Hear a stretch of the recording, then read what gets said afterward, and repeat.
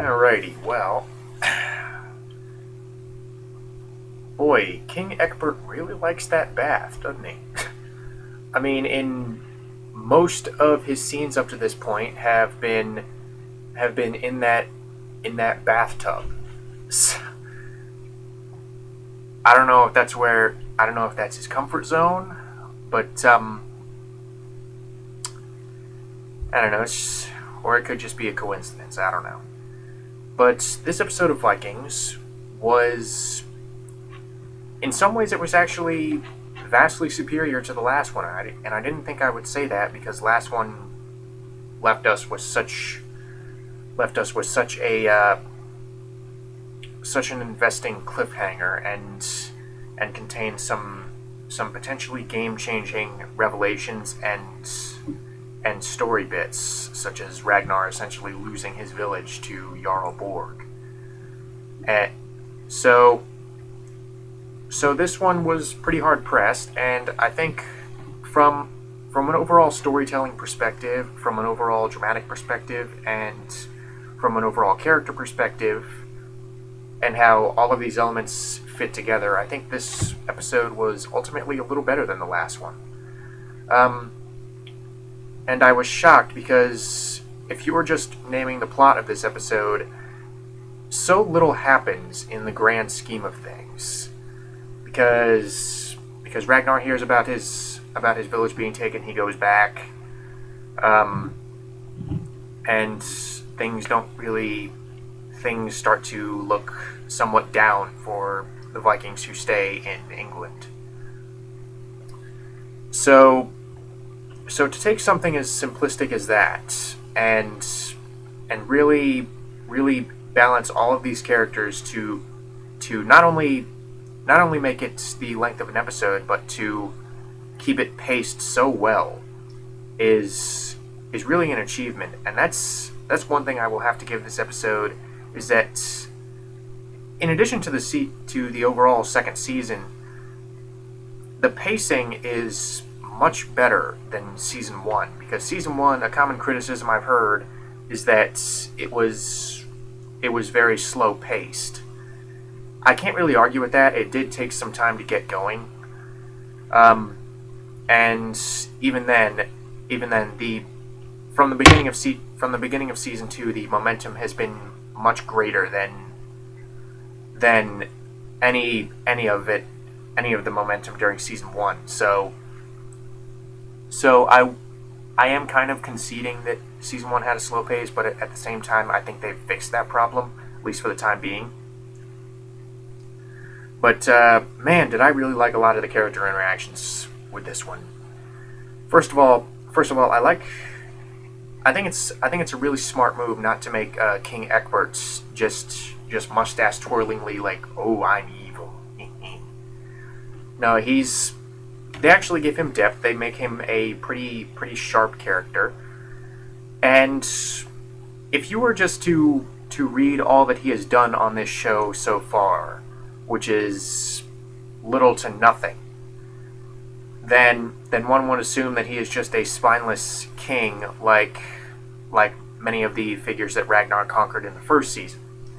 Not true, and a lot of that has to do with Linus Roche's performance. I think that's how you say his last name. Because he plays it very calm, very collected. He always keeps his wits about him, and in many ways he is kind of like Ragnar, where it even says he's an ambitious man, and even though he's not necessarily happy that the Northmen are in his country, he doesn't really see it as all bad. He potentially sees them as allies. So just to get that little bit of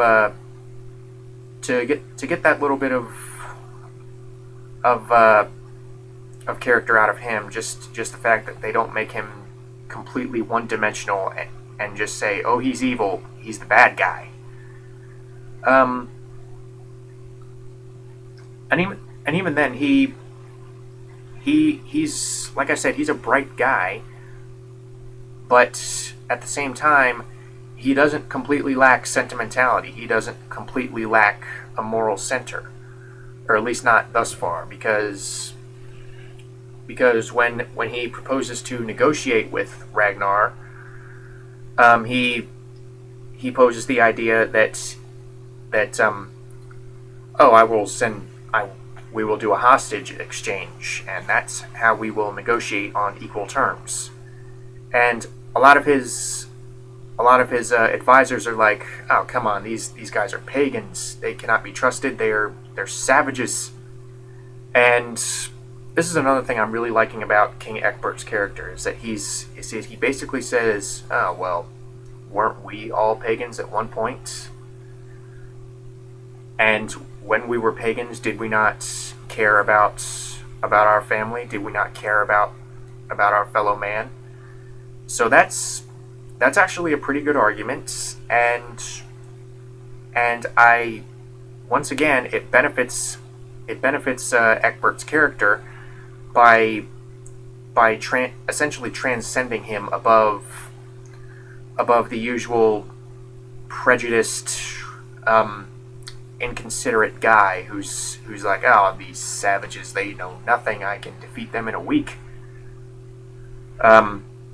No, you really do get the sense that he sees these Vikings as a formidable threat, and like I said earlier, even though he hasn't really taken much action against them, you really do get the sense that he's simply not playing his whole hand at once. And we haven't even seen his full hand. We don't really know how much of a chance his own forces stand against Ragnar's, save for the little garrisons that Ragnar has already defeated. And Ecbert doesn't really seem concerned that these garrisons are being defeated. He doesn't really seem concerned that the Northmen are still here. So he's probably one of the only high-ranking figures in Wessex that is keeping a level head. So basically, with each episode, I'm liking Ecbert more and more, and I also really liked the confrontation, or not really confrontation, more like a parlay between him and Ragnar in his bathhouse. So, and I like the dynamic between them, where neither one of them is completely revealing their, like I said, completely revealing their whole hand. I promise I'm not trying to say any homosexual undertones, because they're essentially naked together in a bath, but I digress.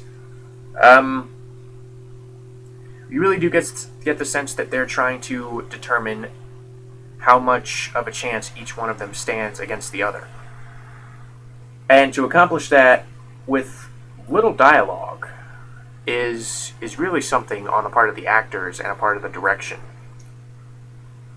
What else? Oh, I like it was a really smart move when Lagatha's new husband, although that is one flaw I will give this episode, because it has never really provided a concrete explanation as to why Lagatha has essentially gotten hitched with this seemingly jerk of a guy. But when her new husband tries to force himself on her, when he comes back drunk one night, it's as he is trying to kind of pin her down on the bed, it cuts to Bjorn, her son, outside the door, and he's kind of eavesdropping. He draws his knife, and I'm thinking, oh, okay, this is going to be that old cliche where the female character's son or lover bursts in and gets the rapist off her. No. Again, keeping with the consistent character here, Lagatha kicks him in the groin and basically threatens him into helping her raise troops to go help Ragnar. So I really like that they have in no way diminished the character of Lagatha, and in all honesty, I think she's still my favorite character. And this actually led to probably my favorite interaction between two characters in the whole episode, in that Ragnar finally gets to reunite with his son Bjorn, who has been recast. And when I first heard they were going to cast Alexander Ludwig, I was like, oh, come on, the guy from Hunger Games, come on, he's not going to be able to compete with these guys. But actually, no, he does a very good job, and it's a very heartfelt, real scene. It actually did. You feel that it's earned, first of all. You really do buy that these guys haven't seen each other in a long time, and they're obviously very happy to see each other. And for, I don't know, it just felt like a very genuine, very heartfelt character moment that honestly this show could use a little bit more of. Although I understand why there aren't more, because they're in a war. They're Vikings. They raid things. They raid things. They take treasures, and in this case, Ragnar wants farmland. I digress. But the character of Rollo continues to be interesting, and he continues to ascend from the very low place that he was in the season premiere. And one thing they touch upon, thankfully, is that he finally has a purpose. He finally has something worth fighting for. He finally can stop feeling sorry for himself and start proving his loyalty to his brother. And when this series first started out, I just figured Rollo would just be this Anakin Skywalker type guy where we're like, oh, you betrayed me, you're not giving me enough respect. No, they've done a very good job of keeping the love between these two brothers very consistent, nearly always at the forefront. I mean, whenever Rollo does something underhanded, you get the sense that it's hurting him because he knows that he's going to hurt his brother. So to see them finally on the same side, at least for the time being, again, felt like a very earned, heartfelt moment, and it sets the things up beautifully for the next episode. What else? The set design is still exquisite. There wasn't really much in the way of combat, but the set and exterior location design are still magnificent. You never doubt for a second that they are in Wessex, that they are in Scandinavia. And the fact that they chose to go on location for a lot of this, and the fact that they are concerned with keeping it so geographically and historically accurate, really speaks volumes for the dedication involved with the cast and crew of this show. I've heard some people say that it's not historically accurate, but at the same time I've heard others say that it is historically accurate. I am by no means an expert, but from what I can tell, it accomplishes what it sets out to do, which is to present a historically accurate yet compelling vision of these Viking figures. And basically, yeah, this episode balanced all the characters and storylines very well. It provided for some very heartwarming character interactions, and some not so heartwarming. That crucifixion scene was chilling. It was chilling. It was tragic. It was very hard to watch. And again, it makes you very uncertain as to what's going to happen to the priest now. Because strategically, Ragnar is basically screwed from both sides. Because the King Horik's battalion is still in England, except they don't have nearly as much men now because Ragnar went back to Scandinavia. Although he doesn't have very many men. He doesn't have enough men to go kill Jarl Borg. Again, which makes it all the more meaningful and all the more satisfying when Lagertha showed up at the end with her own garrison. Like I said, this episode sets things up very well for the next episode. And looking back, this episode was pretty much set up for conflicts to come. But to make that setup so compelling and so satisfying is really something. It really shows shows a lot of creativity, a lot of talent behind the writers and the directors, basically everyone involved. The acting, the directing is still very good. I bought every single performance here, with the exception of Alyssa Sutherland as Ragnar's second wife. I still think she's the worst actor on the show. She just seems mediocre in comparison to the rest, but thankfully they kept her screen time to a relative minimum. I like the fact that her character is finally becoming a little bit more human by not being at all used to peasant life. She says, "My children get disease. This place is so dirty." I'm like, yeah. Welcome to the working class. But yeah, this episode was very strong, and structurally and narratively, it was better put together than the last episode. Even though the last episode was quote unquote more game changing, but like I said, for a setup episode, I was very impressed at how I was getting into it, and really, I think that's the most significant compliment I can give it. So, until next week, where things escalate even further.